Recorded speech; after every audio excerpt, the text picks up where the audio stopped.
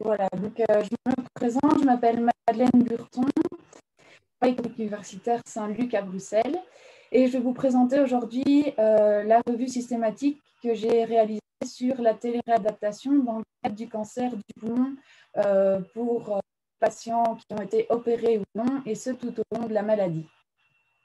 Alors, le cancer du poumon est le deuxième cancer le plus fréquent dans le monde et la cause principale de décès liée au cancer. Il existe plusieurs sortes de traitements, notamment la chirurgie dans les stades les moins avancés et qui a une sécurité, la chimiothérapie et l'immunothérapie qui existent sur le terrain.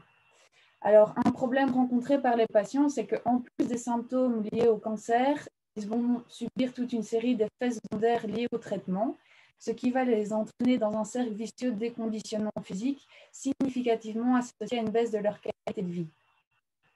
Pour lutter contre ce déconditionnement physique, dans la littérature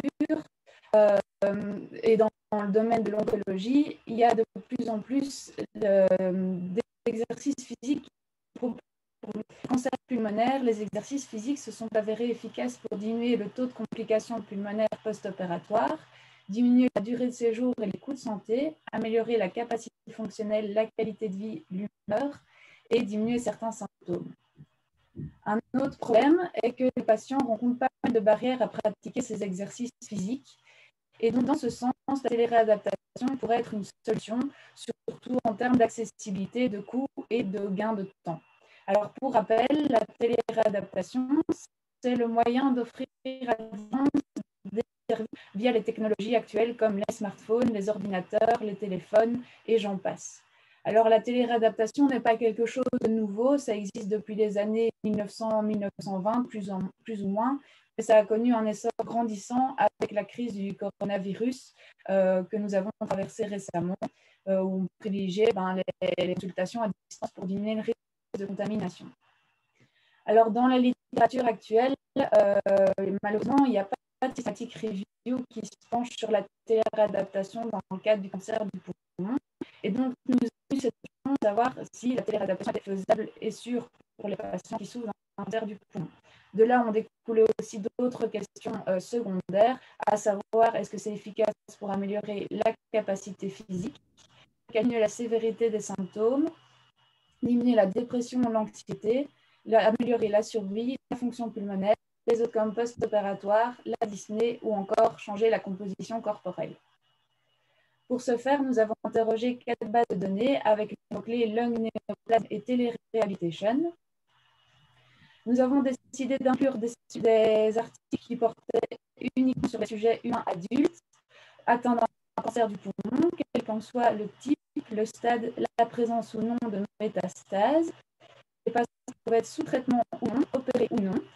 Et au niveau de la téléréadaptation, tous les types de technologies ont été acceptés, de même que tous les types de programmes d'exercice.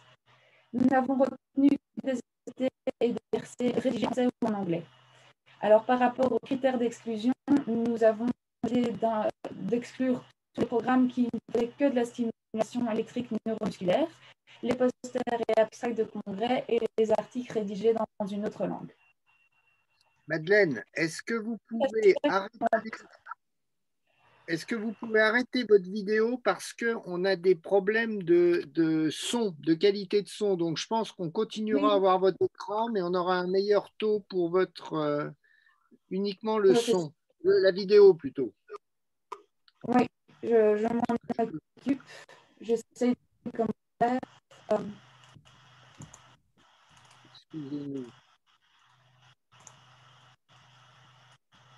Je n'arrive pas à rejoindre. Je vais arrêter mon partage d'écran, je le repartage après. Oui, tout à fait, voilà. Voilà, j'arrête ma vidéo, je repartage mon écran. Ouais. Voilà, j'espère que ça fonctionne mieux. Non, pas vraiment. Pas vraiment. Bon, on ne peut pas faire mieux, donc merci. Désolée. Est-ce que vous ne pouvez pas passer sur une autre type de connexion? Là, je pense que vous avez une connexion de la maison, mais peut-être par le téléphone, ça passerait mieux, je ne sais pas. Non, je ne sais pas, désolée. Oui. Donc, je vais essayer d'être le plus clair possible.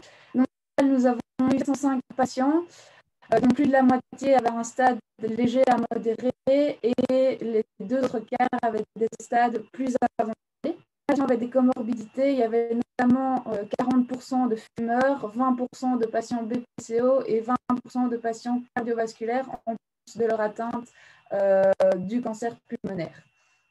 Au niveau des phases de la maladie, il y a eu 33% des patients qui ont bénéficié d'une chirurgie, 14% étaient sous chimiothérapie, 10% sous chimioradiothérapie, 5% n'avaient plus de traitement et 6% étaient sous immunothérapie. Et il restait 3% sous immunothérapie. Pour le programme de téléréadaptation, 2 programmes se penchaient sur la période préopératoire, 1 sur la période post-opératoire et 3 sur la période de traitement.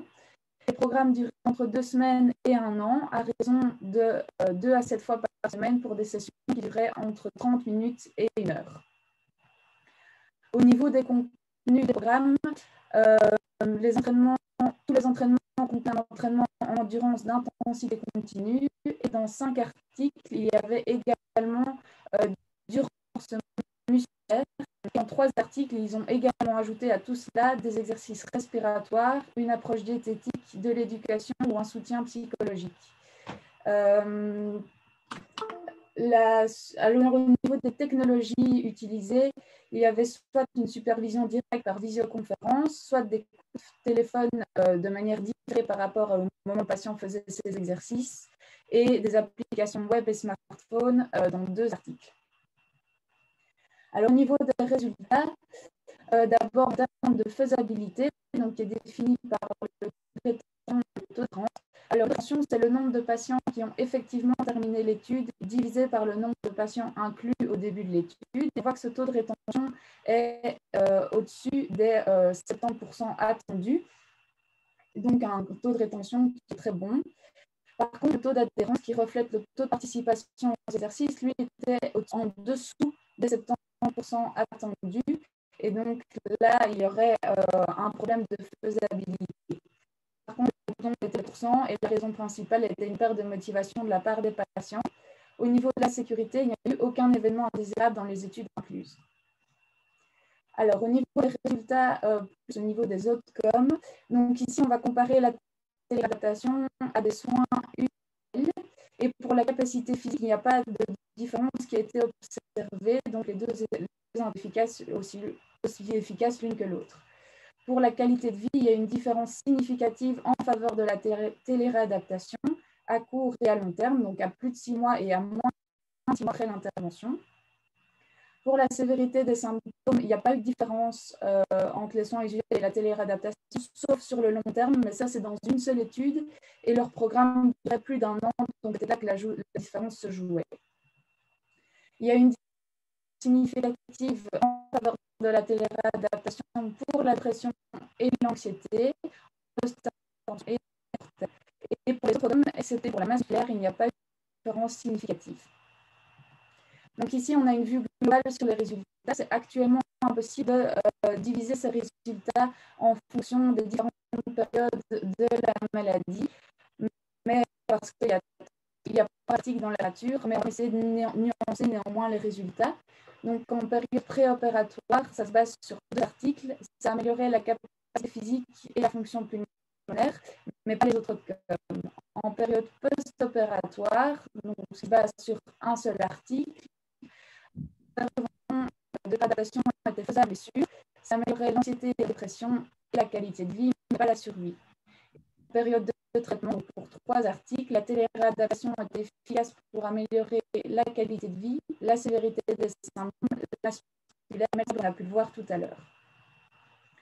Alors, au vu de tout ça, on peut se dire que la téléréadaptation est une intervention sûre mais non optimale vu le faible taux d'adhérence. Et ce faible taux d'adhérence peut être expliqué par le fait que nous sommes face à une population âgée qui n'est peut-être pas habituée à utiliser les technologies actuelles. Et donc, il faudrait trouver le moyen de fournir la téléréadaptation de manière la plus efficace pour ces patients. Donc, comme j'ai dit, il n'y a pas de littérature sur la téléréadaptation dans le cadre du cancer du poumon, mais il y en a sur la télémédecine, mais qui ne sont pas utilisées dans ce cas-là. Et ces programmes se sont avérés efficaces pour améliorer la qualité de vie, la capacité physique et l'anxiété, la dépression, donc ce qui rejoint un petit peu nos résultats. Donc, la téléréadaptation peut être une alternative pour surmonter les barrières rencontrées par les patients, notamment en termes d'accessibilité. Donc, les patients peuvent se rendre à l'hôpital pour des raisons d'éloignement ou de moyens de transport ou d'autres raisons. Ça peut être une solution très pratique, de même qu'en cas de contexte de pouvoir assurer un suivi à nos patients.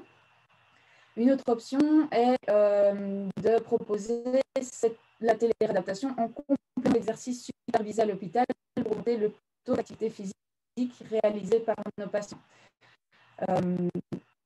Une des limites de ce travail, il y a de grandes différences d'études en termes de participants, en termes d'intervention et en termes de contrôle, donc ce qui rend les résultats pas toujours évidents à évaluer. Mais la qualité des articles était globalement très bonne, avec un score Pedro médian de 7 sur 10, donc des études de bonne qualité.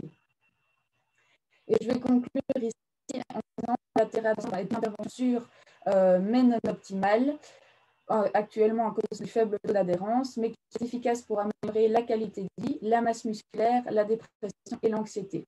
Par contre, elle n'est pas encore efficace pour améliorer la capacité physique, la sévérité des symptômes, la survie, la fonction pulmonaire ou la dyspnée. Je vous remercie pour votre attention et avec grand plaisir. J'espère que vous avez